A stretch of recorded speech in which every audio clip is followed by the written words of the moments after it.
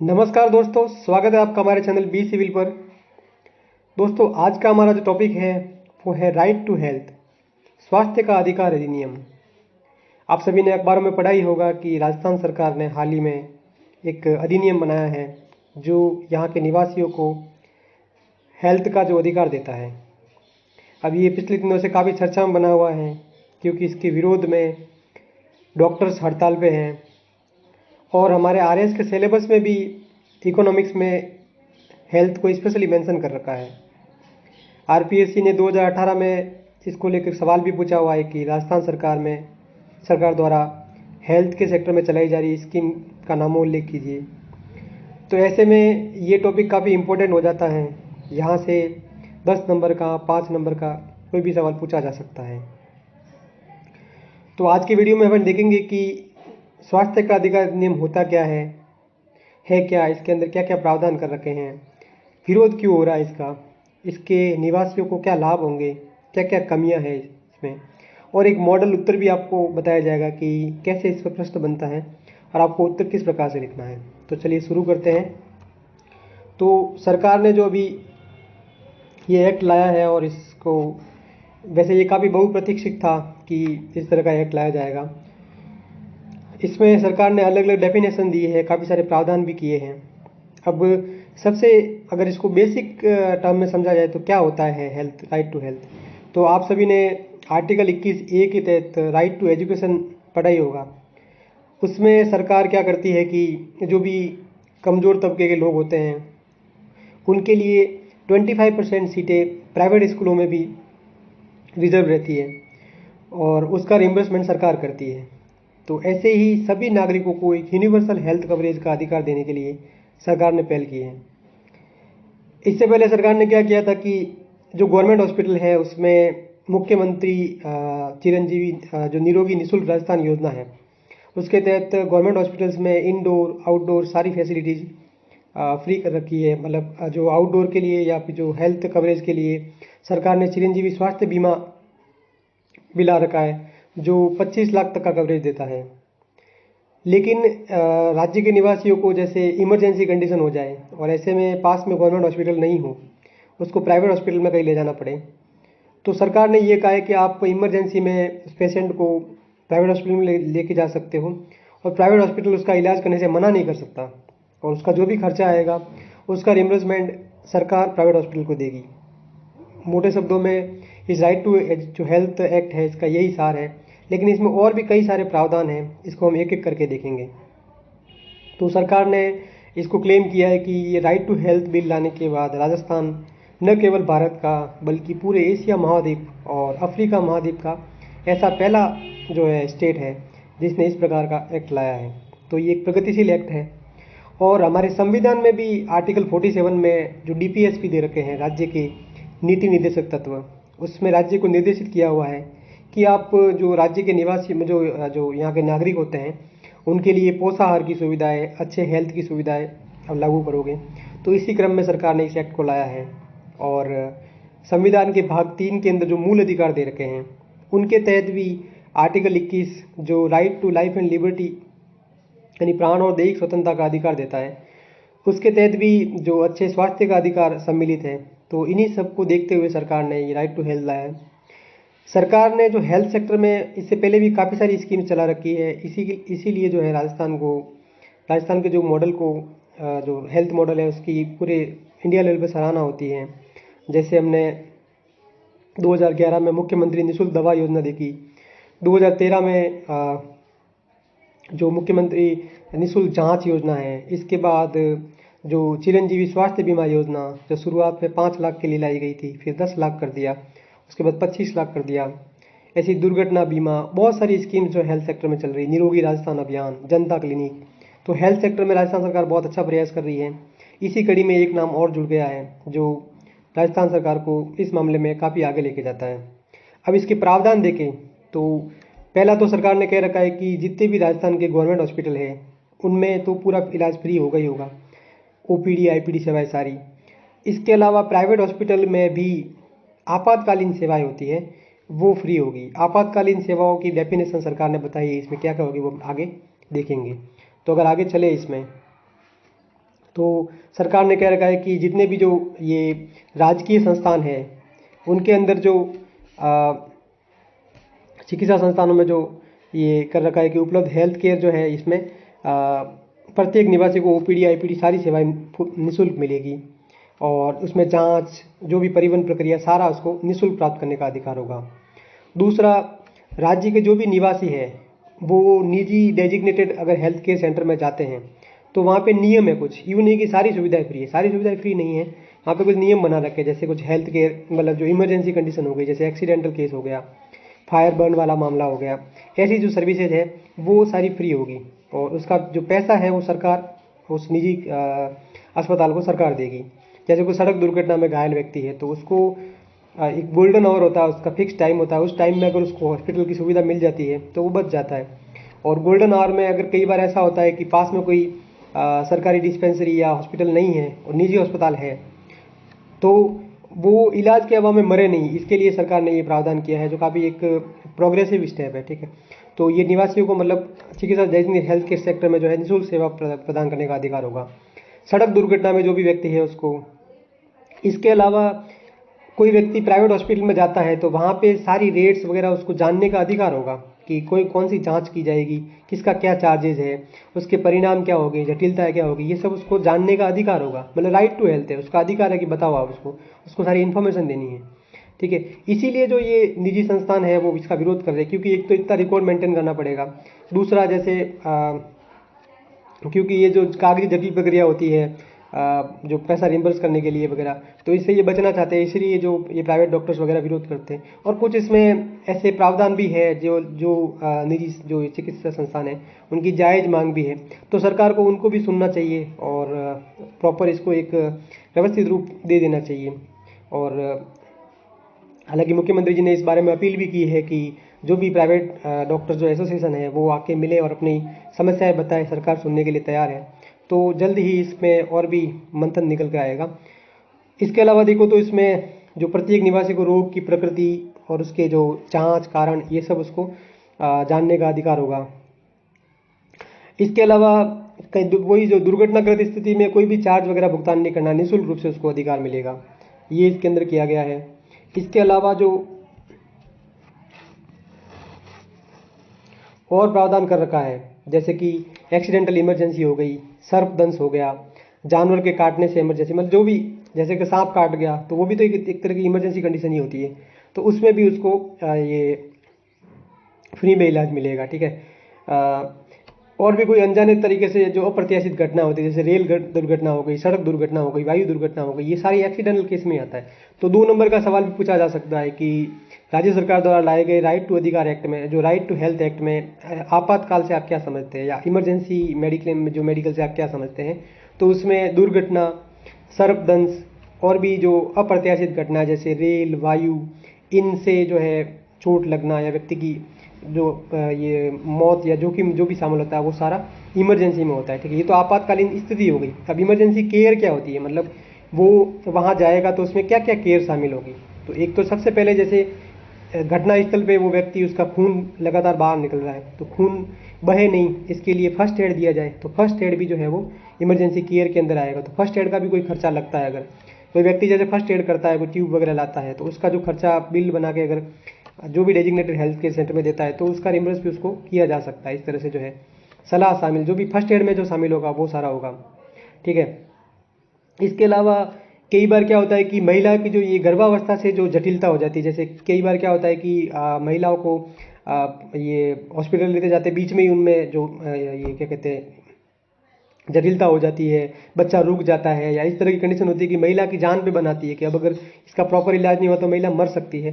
तो ऐसी स्थिति में भी वो इमरजेंसी कंडीशन हो गई और वो जो है प्राइवेट हॉस्पिटल में ले जाके फ्री में इलाज कराया जा सकता है, तो ये भी इसके अंदर किया गया है। इसके अलावा एक स्टेबलाइजेशन दिया हुआ है, तो ये भी 2 नंबर में पूछा जा सकता है कि इस एक्ट के तहत स्टेबलाइजेशन क्या होता है। तो स्टेबलाइजेशन मतलब जो भी घायल व्यक्ति है उसको निर्धारित स्थल तक पहुंचाने के लिए जो भी जैसे उसको रास्ते में उसका जो एक्सीडेंट हुआ है, अब वहाँ से जैसे 1 किलोमीटर दूर कोई हेल्थ केयर सेंटर है तो 1 किलोमीटर दूर वहाँ पहुँचाने से पहले ही उसमें जो ये फर्स्ट एड वगैरह की, उसको कोई और छोटा सा इलाज वहाँ पे दिया, तो जो भी जो मतलब उसके ब्लीडिंग वगैरह को रोक सके वो उपचार जो है स्टेबलाइजर, यानी स्टेबलाइज कर दिया, उसके खून को बहने से रोक दिया, क्योंकि खून बहेगा तो जटिलता हो जाएगी, खून ज़्यादा निकल जाएगा तो डेथ भी हो सकती है। तो स्टेबलाइजेशन का तात्पर्य ये है, ठीक है। तो दो नंबर में ऐसा पूछा जा सकता है कि इमरजेंसी क्या होती है, ठीक है, स्टेबलाइजेशन क्या होता है, ठीक है। तो ये सारे प्रावधान इसके अंदर कर रखे हैं।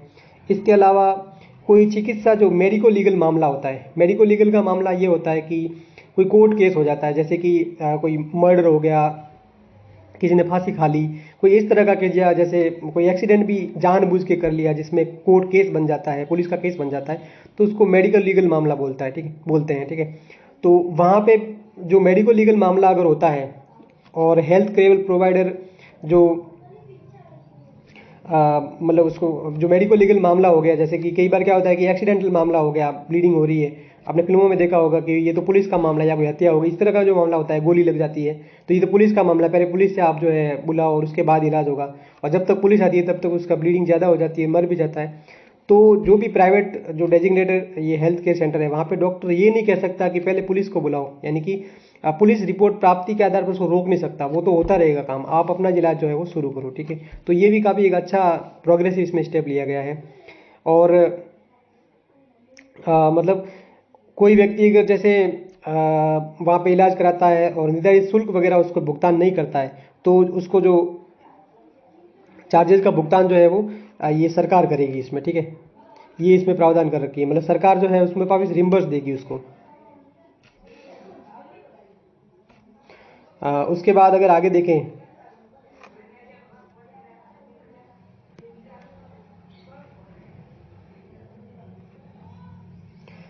अब जैसे कोई महिला का कंडीशन हो गई, जैसे कोई महिला वहाँ पे एडमिट हो गई, महिला का दुर्घटना हो गई, तो महिला अगर ये मांग करती है कि भाई मेरा इलाज तो डॉक्टर, पुरुष डॉक्टर नहीं करके कोई महिला डॉक्टर करे, तो वो भी उसको उपचार का चयन का अधिकार होगा। वहाँ पे जो भी मेल जो डॉक्टर होगी या फिर कोई नर्स है उसकी उपस्थिति में किया जाए, तो वो भी वहाँ पे फैसिलिटी उसको मिलेगी, ठीक है।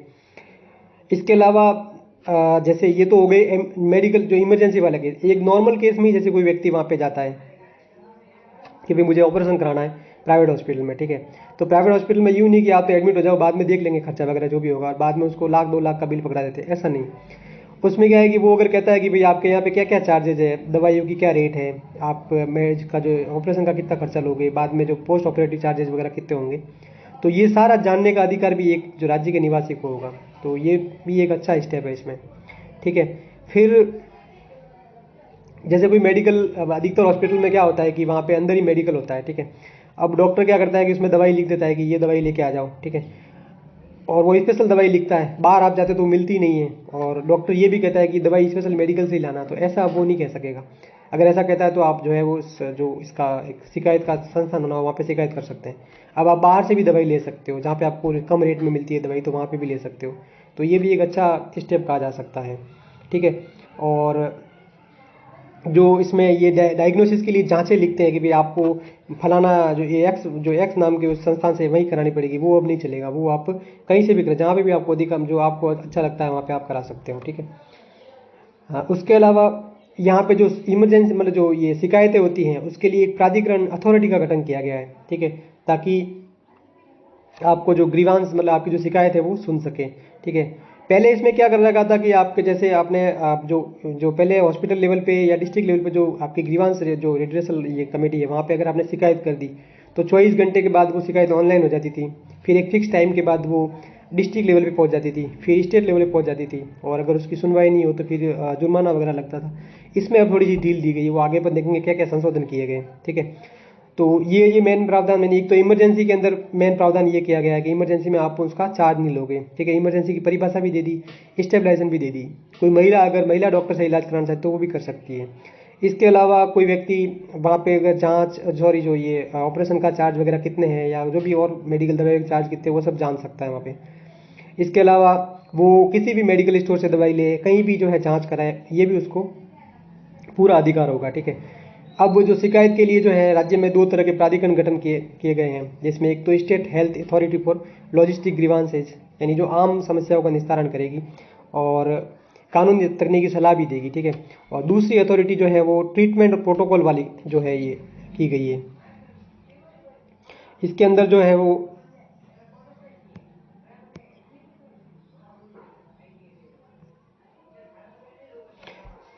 केवल एक सदस्य को छोड़कर विशेष चिकित्सक इसमें शामिल किया गया है और एक डिस्ट्रिक्ट हेल्थ अथॉरिटी का भी गठन किया गया है जो जिला कलेक्टर की जो एक अध्यक्षता में किया जाएगा। जो डिस्ट्रिक्ट के डीसी है उनकी अध्यक्षता में इसका गठन किया गया है।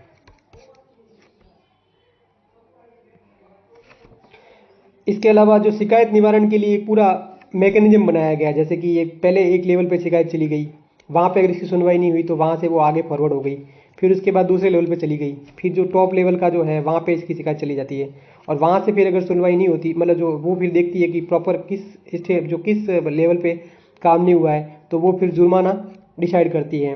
ठीक है, 15 दिवस का टाइमिंग दे रखा है इसमें, 25,000 के आसपास जुर्माना भी दे रखा था। तो ये सारे प्रावधान इसमें किए गए हैं। ठीक है, मतलब शिकायत निवारण तंत्र बनाया गया है और कोई भी व्यक्ति को जो उसमें 15 दिवस के भीतर उसको शिकायत करनी होगी, ये सारे प्रावधान किए गए हैं। इसके अलावा आगे अगर देखें अपन तो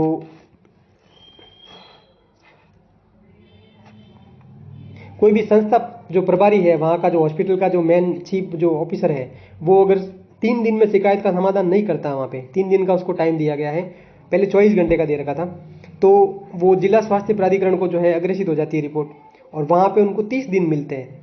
राजस्थान के जितने भी इस तरह के एक्ट बने हुए हैं, right to service, right to ये जो इस तरह की जो प्रावधान कर रखे हैं, सब में जो 30 दिन की जो एक है, उसके बाद फिर आगे 90 दिन का, इस तरह से पूरे ये प्रावधान कर रखे हैं। तो 30 दिन का एक टाइम पीरियड दे रखा है, 30 दिन में उस शिकायत का समाधान करना है।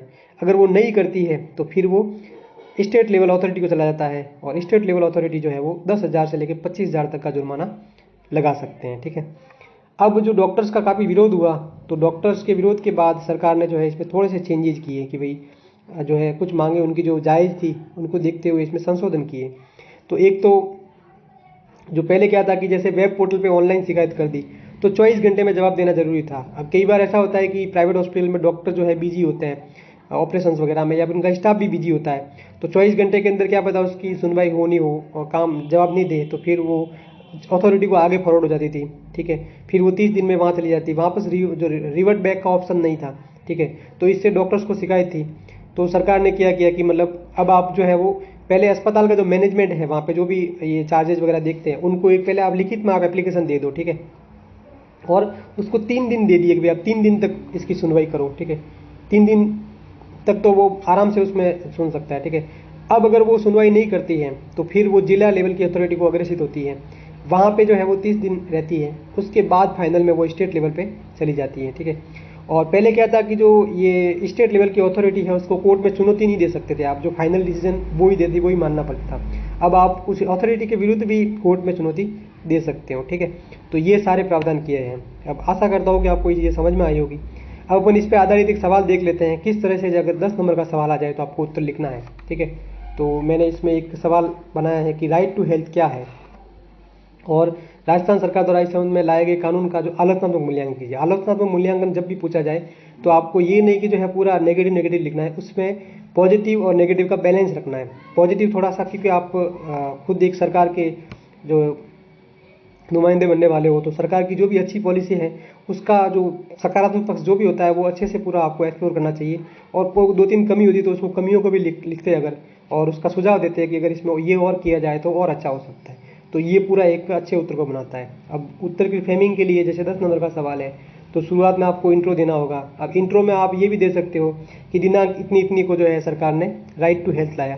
ठीक है, वो नहीं दे के आप और भी अच्छा दे सकते हो कि राइट टू हेल्थ है क्या, ये बता सकते हो कि राइट टू हेल्थ क्या होता है। तो राइट टू हेल्थ यानी कि जो भी निवासी होते हैं, जो भी नागरिक होते हैं, उनको प्राप्ति स्तर, मतलब जो भी है, मतलब डोर स्टेप, मतलब डोर स्टेप क्या, सॉरी, मतलब उनके घर के आसपास उनको एकदम सुविधाजनक रूप से हेल्थ की जो ये फैसिलिटी अवेलेबल हो, आउट ऑफ पॉकेट उनका व्यय कम हो। ठीक है, तो इसका उत्तर आप लिख सकते हो। जैसे ये तो मैंने इंट्रो बनाया, आप अपने हिसाब से भी इंट्रो बना सकते हो। डायरेक्ट आप ये देख सकते हो कि इस तारीख को लाया है, इसमें ये मतलब जो है वो ये बता सकते हो। फिर आप कोई कोड भी डाल सकते हो कि जो है स्वास्थ्य, सार्वभौमिक स्वास्थ्य कवरेज जो है वर्तमान की एक बेसिक नीड है या फिर एक बेयर मिनिमम नेसेसिटी है, तो इसको पूरा करना चाहिए। ठीक है, आप अपने हिसाब से जो भी है इंट्रो में 2 लाइन डाल सकते हो। ठीक है, तो आप इसमें ये जैसे मैंने डाला है कि राइट टू हेल्थ है क्या, तो ये जो स्वास्थ्य का अधिकार है ना, वो नागरिकों को स्वास्थ्य के सबसे प्राप्य स्तरों को संतुलित करता है, यानी बिल्कुल इजीली एक्सेसिबल हो। ठीक है, हर इंसान इसका हकदार हो।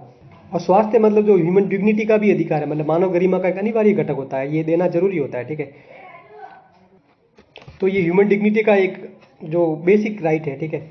अब इसके लिए जो है सुरक्षित जीवन, मतलब ये व्यक्ति को बिना लिंग, जातीयता, धर्म, सामाजिक स्थिति के जो है वो हेल्थ का अधिकार देता है ये, ठीक है।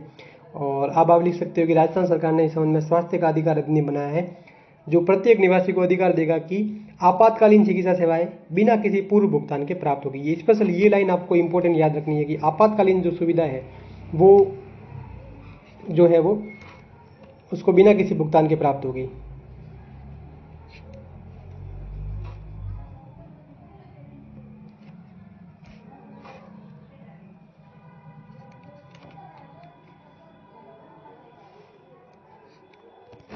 ठीक है। तो और ये मतलब सरकार ने क्लेम किया कि न केवल भारत में बल्कि एशिया महाद्वीप में भी इस प्रकार का अधिकार देने वाला राजस्थान पहला राज्य बना है, ठीक है। अब इसके प्रावधान क्या क्या है, तो आप छोटे से इस मतलब उसमें फॉर्मेट में लिख सकते हो कि इसके प्रावधान क्या है। तो प्रत्येक जो नागरिकों, जो निवासी है, उनको सरकारी अस्पताल में तो इंडोर आउटडोर सेवाओं का जो है वो निःशुल्क उपलब्धता होगी। और आपातकाल और एक्सीडेंटल केस में सभी अस्पतालों में, यानी कि निजी और प्राइवेट सभी हॉस्पिटल में उसको निःशुल्क अधिकार जो है प्राप्त होगा। दुर्घटना में घायलों का जो निःशुल्क परिवहन होगा, यानी वहाँ पे जो एम्बुलेंस वगैरह ले जाई जाएगी, उसका भी खर्चा सरकार रिम्बर्स करेगी, ठीक है। प्लस नागरिकों को धर्म, लिंग, मूल वंश, जाति, आयु, जन्म स्थान के भेदभाव के बिना किसी बीमारी की अवस्था या दशा में बिना भेदभाव के उपचार का अधिकार प्राप्त होगा। ये नहीं कि इस जाति का इसको अधिकार नहीं मिलेगा, ये उस जाति का इसको अधिकार, मतलब बिना इन सब भेदभावों से परे उसको अधिकार मिलेगा, ठीक है। ये आपने बिल्कुल बता दिया। उसके बाद ये चिकित्सा संस्थान में उपलब्ध प्रत्येक प्रकार की सेवाओं की और सुविधाओं की रेट जानने का अधिकार होगा, ठीक है। और शिकायत निवारण के लिए शिकायत निवारण तंत्र का प्रावधान शामिल है। मतलब एक शॉर्ट में आपने सारी चीज़ें लिख दी जो भी इस एक्ट के अंदर दी हुई है, ठीक है। अब अगर इसके पक्ष की बात की जाए, अधिनियम में क्या क्या अच्छी बात है, तो पहली बात तो ये कि जो यूनाइटेड किंगडम है, यानी कि यूके, जो ब्रिटेन और इसका जो ये जो यूनाइटेड किंगडम में 3 जो स्टेट शामिल हैं, तो वो उसकी जो नेशनल हेल्थ सर्विस दे रखी है, और यूरोप की अन्य विकसित जो हेल्थ मॉडल है उस पर आधारित है, ठीक है। तो ये काफ़ी एक प्रोग्रेसिव स्टेप है। इसके अलावा जो अगर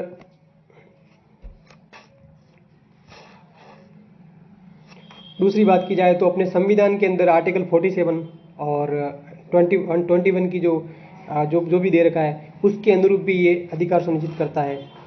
दुर्घटना की स्थिति में जो है व्यक्ति का इलाज मिलने से उसका जीवन बचेगा, सबसे इंपॉर्टेंट तो right to life and liberty ये सुरक्षित करता है।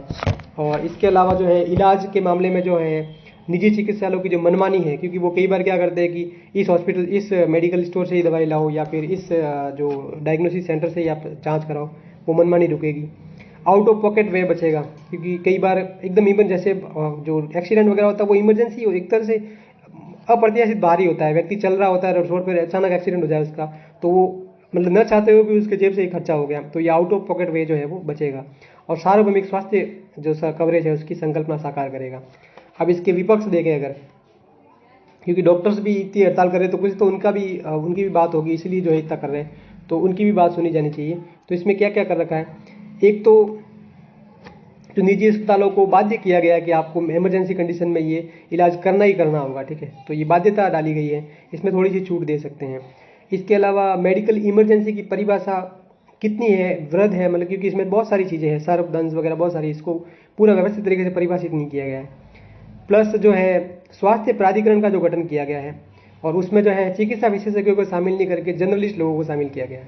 अब जनरलिस्ट लोगों को क्या पता, जैसे कोई ऐसा मामला हो जाता है तो उसमें उनको, वो तो एक जनरल वे में देखते हैं, लेकिन अगर एक हेल्थ एक्सपर्ट होता है, चिकित्सक वगैरह होते हैं, तो उनको ये चीज़ की गंभीरता पता होती है कि वास्तव में ये समस्या रही होगी, इसलिए ये समस्या आई है, तो उस हिसाब से वो थोड़ी बहुत ढील भी दे सकते हैं, ठीक है। इसके अलावा जैसे कोई एक्सीडेंट, रोड पे किसी का एक्सीडेंट हो गया, अब वहाँ पे एम्बुलेंस को लेके जाना है, ठीक है।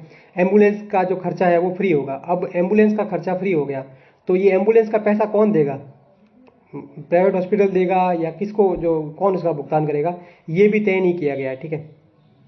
तो एम्बुलेंस खर्च कौन वहन करेगा ये स्पष्ट नहीं है। अगर ये मेडिकल जो उस पर अगर डाली जाती है और जो प्राइवेट हॉस्पिटल पे, तो ये उन पर एक्स्ट्रा भार है, क्योंकि जो ये निजी चिकित्सालय होते हैं उनमें क्या होता है कि इतना सारा स्टाफ वगैरह रखना होता है, उसकी सैलरी डॉक्टर्स को देनी होती है, दूसरी बात ये कि ये जो बिल्डिंग्स वगैरह बनाते हैं तो ये भी लोन लेके बनाते हैं, तो उसकी किस्तें वगैरह काफ़ी सारे खर्चे होते हैं, तो वो पूरे कहाँ से होंगे, ये भी एक जो है वास्तव में सोचा जाने वाला पॉइंट है। तो इस पे भी सरकार को थोड़ा बहुत देखना चाहिए, ठीक है। इससे क्या होगा कि जब अब जैसे अगर ये इस तरह का पूरा अनिवार्यता कर दी, तो सरकार जो ये डॉक्टर्स वगैरह ये कह रहे हैं कि इससे जो निजी चिकित्सालय वाले डॉक्टर हैं वो मतलब सस्ती जो गुणवत्ता वाली जो दवाइयाँ हैं, सस्ते जो मतलब ये जो घटिया क्वालिटी के जो इंस्ट्रूमेंट वगैरह यूज़ करेंगे, तो इससे कहीं ना कहीं जो है मरीज पे भी ये प्रभाव पड़ सकता है, तो ये भी देखना होता है, ठीक है। इसके अलावा ये जो हॉस्पिटल्स होते हैं, ये मैंने बताया है कि ये किस्तों पे लेकर बनाते हैं, तो उनका जो बैंक की लोन ईएमआई वगैरह ये सब खर्चा कहाँ से निकलेगा, इसके लिए भी सरकार को प्रावधान करना चाहिए। और अगर सरकार रिम्बर्स करती है तो उस रिम्बर्समेंट की जो अवधि है वो जल्दी होना चाहिए, मतलब क्विक जो ऑनलाइन ऐसा कोई सिस्टम होना चाहिए कि जैसे जैसे ही वो ऑनलाइन चढ़ गया और उसका खाता जो उसका पेमेंट है वो 24 घंटे के अंदर उसके खाते में आ जाए, तो वो बेस्ट तरीका होता है। नहीं तो वो बेचारे जो है इलाज तो कर देते हैं और उसके बाद वो उस बिल को भेजते हैं और महीने महीने 2-2 महीने बिल पास ही नहीं होता, तो वो उनका जो खर्चा लगा उसकी पूर्ति कहाँ से होगी, तो इसको भी सरकार को देखना चाहिए। अब इसको आप लास्ट में कंक्लूजन कोई कोर्ट से वगैरह कर सकते हो, तो मैंने कोर्ट डाला है कि बीमारी ना तो कोई खातिरदारी होती है, मतलब ये हॉस्पिटैलिटी सेक्टर नाम तो हॉस्पिटैलिटी है लेकिन रियल में कोई एंजॉयमेंट वाला काम नहीं है, ये मतलब एक अपराध भी नहीं है, मतलब एक दुर्भाग्य होता है, एकदम दुर्भाग्य से मतलब जो व्यक्ति हॉस्पिटल वगैरह कब जाता है दुर्भाग्य होता है, एकदम से बीमार हो जाता है, तो इसको दुर्भाग्य होता है। अब दुर्भाग्य है और सरकार को अपने बच्चे की तरह नागरिकों का ध्यान रखना है, तो इसका खर्च जो है समुदाय को वहन करना है। समुदाय का मतलब कि जो सरकार ने लोगों से टैक्स लिया है, तो उस टैक्स के पैसे से जो है सरकार को उनका इलाज वहनीय जो सुविधाएं या सार्वजनिक स्वास्थ्य को देना चाहिए, और काफ़ी सारे जो नॉर्डिक देशों में ये अवेलेबल भी है, तो सरकार को भी ये करना चाहिए। तो सरकार को क्या करना चाहिए कि इसमें जो भी कमियां आ रही है उनको सुधारा जाना चाहिए। और सबसे इम्पोर्टेंट तो हर एक कमेटी यही बोलती है कि स्वास्थ्य क्षेत्र में बजट को बढ़ाओ, ठीक है।